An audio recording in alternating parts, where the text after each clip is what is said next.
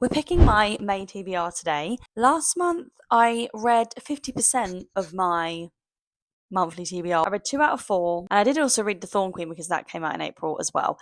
And I'm sure you're all sick of hearing it, I'm still reading it. I've now dedicated myself to finishing this book before I start another one. I was going to start another book last night to go alongside, and I thought, no, and then I just will never finish it.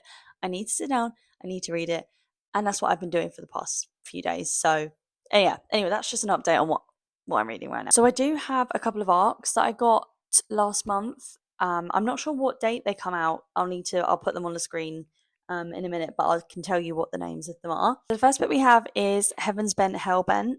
And then the second arc I have is mostly human resources. So I'm really excited to read those. I'm going to try and prioritize them for this month because I don't think they come out for a couple of months anyway. So if I can get them done beforehand, that would be great. But we will be letting the spinning wheel pick our prompt, which means we can then pick our book. So I've got the spin wheel here, and I think we're ready to pick our first prompt. I normally pick 4, and I never read them.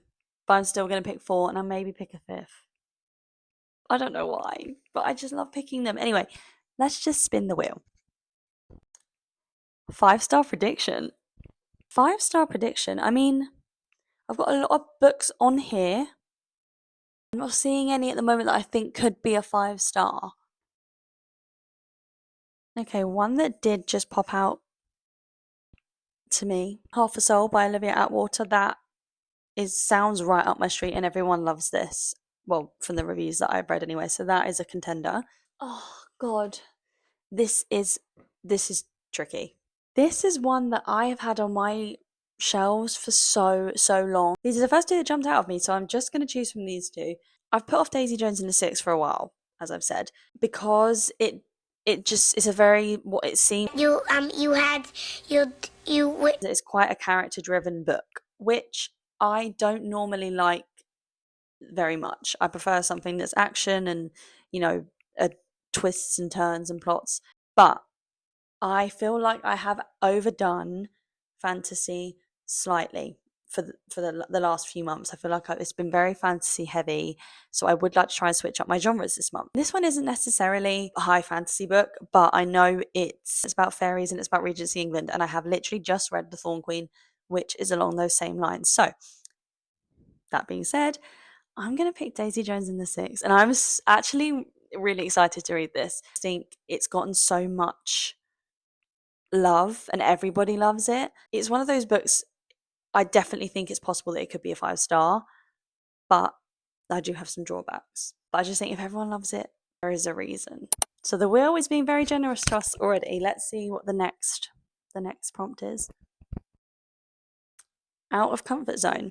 Okay, so I've kind of already done that with Daisy Jones and the Six, but let's pick something a little bit more literary fiction, that kind of thing. Again, I'll pick a couple. The first one is The Wedding People. This just seems like a really sad story, which I don't normally read, to be honest. I know a lot of people love this and have rated it highly, and it just doesn't seem like something that interests me, but I think it's because literary fiction scares me. I obviously haven't read enough of them, so this is an option. And The Vanishing Half. This is a really popular book, again, one that I haven't read and has been on my TBR for what feels like a while. From what I gather, this is about twins that are separated at birth, and I think they have completely different lives.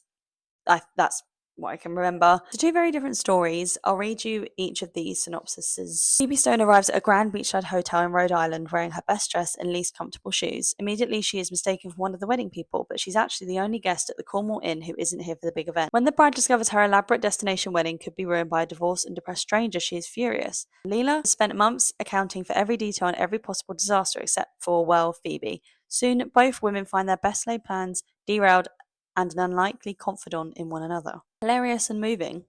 And then The Vanishing Half. Stella and Desiree are identical twins growing up together in a small southern black community until at age 16 they run away. Years later, everything about their lives is different, their families, communities, and racial identities. One sister lives with her black daughter in the same southern town she once tried to escape. The other sister secretly passes as white, and her husband knows nothing of her past. Still, separated by many miles and just as many lies, the fates of the twins remain intertwined. What will happen in the next generation when their own daughter's storylines intersect? I actually now really want to read both.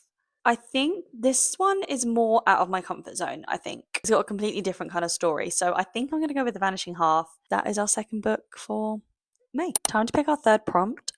I'm excited. Shortest book on your TBR. May is gonna be so good, by the way. This one is what I can see so far the shortest on my book. It's Stardust by Neil Gaiman. I've never said his name out loud before, but I know he made Coraline, which is one of my favourite films and stories of all time. Haven't read it, but I have watched the film. This is 216 pages, so very, very short. Don't know if I have anything shorter than that, but I'm just going to quickly look. I have this book back here hidden away on my shelf, As Many Souls as Stars, by Natasha Siegel. This looks quite thin. See how many pages it has. No, so this is 300 pages, so that can go back. Another one that is quite short is Normal People by Sally Rooney, another author I've never read anything from. But let's have a quick look. No, this is already in like almost 300 pages. Let's look at The Do-Over by Lynn Painter. No. I think there is only one option, and it is Stardust by Neil Gaiman. Let me have a quick read of the back for you, because I don't actually know what this is about. I got this in a blind date with a book. At the dawn of the Victorian era, life moves leisurely in the sleepy village of Wall. Young Tristan Thorne has lost his heart to the beautiful Victoria Forrester and, to win her love, vows to bring her a star they see fall from the night sky. It is an oath that sends him over the town's ancient wall and into the mysterious land of Fairy, a world that is dangerous and strange beyond imagining. I don't know if this is young adult or adult. If it's anything like Coraline, I'm freaking excited about this. Look at the illustrations inside. That's just the first page. But anyway, so just over 200 pages, we have Stardust as our third book on our monthly TBR. Let's spin the TBR wheel. Short book. I mean, is that not the same thing? I mean, it's not the shortest, but it's short. It's like, guys, I think that's a cop out. I don't want to do that one again. We just had short. I'm spinning again. Probably regret doing that, but sci-fi. I have one in mind. I don't sadly have. What's the film that just came out? Project Hail Mary. I don't have that, but I do have Red Rising. I actually think this is the only sci-fi book I have on my TBR. So it looks like we're going to be picking up Red Rising by Pierce Brown. Very, very popular book, but I bought it a couple years ago because everyone was loving it. Didn't actually even read the back. I just know that it was really good, apparently. I'll read the back to you because I'm also reading it for the first time. The Earth is dying. Dara is a Red, a miner in the interior of Mars. His mission is to extract enough precious elements to one day tame the surface of the planet and allow humans to live on it. The Reds are humanity's last hope. Or so it appears, until the day Dara discovers it's all a lie. That Mars has been habitable and inhabited for generations by a class of people calling themselves the Golds. A class of people who look down at Dara and his fellows as slave labour, to be exploited and worked to death without a second thought. Until the day Dara, with the help of a mysterious group of rebels, disguises himself as a Gold and infiltrates their command school, intent on taking down his oppressors from the inside.